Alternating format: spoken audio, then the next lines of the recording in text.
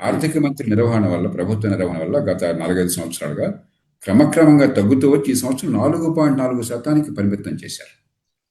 వచ్చారు 4.3%. ఒక 4-5 ఏళ్ల లోపల మొత్తం అప్పుల భారం దేశం మీద బాగా తగ్గే ఏర్పాట్లు చేస్తున్నారు. అంటే గొప్ప విజయాన్ని సాధించారు. మామూలు అంకెలు చెప్పడం తప్ప, అప్పులు పెరగడం తప్ప విజయం సాధించలేదు. తెలంగాణ తీసుకొని ఆంధ్రప్రదేశ్ తీసుకోండి, ప్రతి సంవత్సరం అప్పుల భారం పెరుగుతోంది, ప్రతి సంవత్సరం లోటు పెరుగుతోంది, అప్పు తీసుకునే మొత్తం పెరుగుతోంది, ద్రవ్య లోటు అని చెప్పటం, ఫిజికల్ డెఫిసిట్ అది పెరుగుతోంది. కానీ జాతీయ స్థాయిలో తగ్గుతోంది. మన పిల్లలకు మంచిది. ఇది మొట్టమొదటి అర్థం చేసుకోవాలి. రెండోది, ఆదాయమో ఖర్చు గురించి మాట్లాడాం మనం. ఏ రకంగా ఖర్చు పెడుతున్నారు?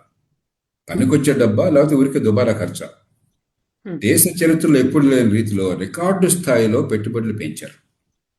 ఈ సంవత్సరం ఉదాహరణకు ప్రవేశపెట్టిన బడ్జెట్లో మొత్తం కలిపి 17 లక్షల కోట్ల రూపాయల పైచిలకు మౌలిక సదుపాయాలు కావచ్చు, రోడ్లు కావచ్చు, లేకపోతే రైల్వేలు కావచ్చు, ఇవన్నీ ఎక్కడొస్తాయి? ఇవన్నీ ఢిల్లీలో రావట్లా, రాష్ట్రాల్లోనే వస్తున్నాయి. ఇందాక మీరున్న ఉదాహరణ రాష్ట్రాలకు పెట్టుబడులు అని చెప్పని, ఉదాహరణకి 7 హై స్పీడ్ ట్రైన్స్ గురించి మాట్లాడారు. దానిలో 3 తెలుగు ప్రజలకు పనికొచ్చాయి.